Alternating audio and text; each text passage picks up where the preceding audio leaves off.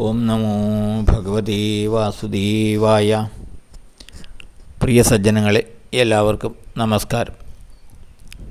സത്സംഗവേദിയിൽ നമ്മൾ ശ്രീമദ് ഭഗവത്ഗീതയിലെ 11-ാം അധ്യായമായ വിശ്വരൂപ ദർശന യോഗത്തിലെ 6 ശ്ലോകങ്ങളാണ് പൂർത്തിയാക്കിയത്. ഇനി നമുക്ക് 7-ാമത്തെ ശ്ലോകം നോക്കാം.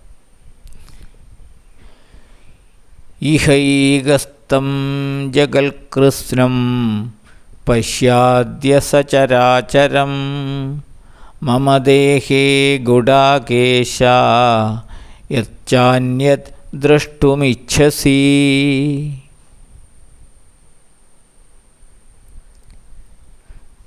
ഗുഡാകേശ ഭഗവാൻ അർജുനനെ അഭിസംബോധന ചെയ്യുന്നതാണ്. ഇഹ ഇവിടെ, മമ ദേഹേ എൻ്റെ ദേഹത്തിൽ, ഏകസ്തം ഒന്നിച്ചു ചേർന്നിരിക്കുന്ന, സചരാചരം ചരാചരാത്മകമായ അഥവാ സകല ചരാചരങ്ങളും ഉൾക്കൊള്ളുന്ന, കൃത്സ്നം ജഗത് ഈ ലോകം മുഴുവനും, അദ്യ ഇപ്പോൾ, പശ്യ നീ കണ്ടുകൊള്ളുക, അന്യത് യത് ദൃഷ്ടും ഇച്ഛസി മറ്റ് നീ കാണാൻ ആഗ്രഹിക്കുന്ന സകലവയും പശ്യ കണ്ടുകൊള്ളുക.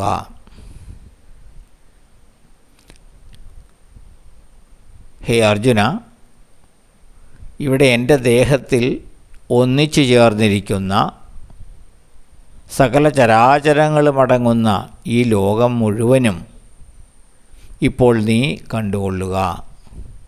കൂടാതെ നീ എന്തൊക്കെ കാണുവാൻ ആഗ്രഹിക്കുന്നുവോ അവ സകലതും കണ്ടുകൊള്ളുക.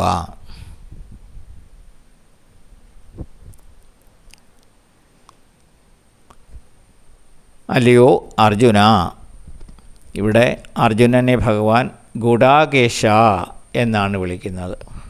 എന്താണ് ഗുഡാകേശൻ എന്ന് പറഞ്ഞാൽ? എപ്പോഴും ഉണർന്നിരിക്കുന്നവനെ എന്നാണ് അർത്ഥം. ഉറക്കത്തെ ജയിച്ചവനെ എന്നാണ്. എപ്പോഴും ഉണർന്നിരിക്കുക എന്ന് പറഞ്ഞാൽ ഒരിക്കലും ഉറങ്ങില്ലാത്ത മനുഷ്യൻ എന്നല്ല അർത്ഥം. എപ്പോഴും ജാഗ്രതയോടെ ഇരിക്കുന്നവനെ എന്നാണ് അതിൻ്റെ അർത്ഥം. മനസ്സ് എപ്പോഴും ഉണർന്നിരിക്കുകയാണ്. അതായത് എപ്പോഴും ഒരു ഉറക്കം തൂങ്ങിയായിരിക്കുന്നവനല്ല, പിന്നെയോ ജാഗ്രതയോടെ ഇരിക്കുന്നവനെ എന്നാണ് ഗുഡാകേശൻ എന്ന വാക്കിൻ്റെ അർത്ഥം. അപ്പോൾ അങ്ങനെ എപ്പോഴും ജാഗരൂകനായിരിക്കുന്ന അർജുന, ഇപ്പോൾ ഇവിടെ എൻ്റെ ശരീരത്തിൽ സകല ഭൂതജാലങ്ങളോടും കൂടിയ ഈ ലോകത്തെ, പ്രപഞ്ചത്തെ നീ കണ്ടുകൊള്ളുക. കൂടാതെ നീ കാണാൻ ആഗ്രഹിക്കുന്നതായ സകലതും എന്നിൽ നീ കണ്ടുകൊള്ളുക. ഭഗവാൻ അർജുനന് ആ ദർശനം കൊടുക്കുവാൻ തീരുമാനിച്ചു. ആ ദർശനം കൊടുക്കുവാൻ അർജുനനെ തയ്യാറാക്കിക്കൊണ്ടിരിക്കുകയാണ്. അതിന് ഭഗവാൻ സമ്മതിച്ചിരിക്കുകയാണ്. കഴിഞ്ഞുപോയതും ഇപ്പോഴുള്ളതും ഇനി വരാനിരിക്കുന്നതുമായ സകലതും ഒന്നിന് പിറകെ ഒന്നായി നീ എന്നിൽ കണ്ടുകൊള്ളുക. ഇതാണ് ഭഗവാൻ പറയുന്നത്. ഭഗവാൻ ആ വിശ്വരൂപ ദർശനം, വിരാട് രൂപ ദർശനം അർജുനന് നൽകാൻ പോവുകയാണ്. ഇന്നത്തെ കാലത്താണെങ്കിൽ ഹിപ്നോട്ടൈസ് ചെയ്യുന്നത് പോലെ എന്ന് വേണമെങ്കിൽ പറയാം. കുറച്ച് സമയത്തേക്ക് ഇതെല്ലാം ദർശിക്കുവാനുള്ള ആ ഒരു കഴിവ് ഭഗവാൻ അർജുനന് നൽകുകയാണ്.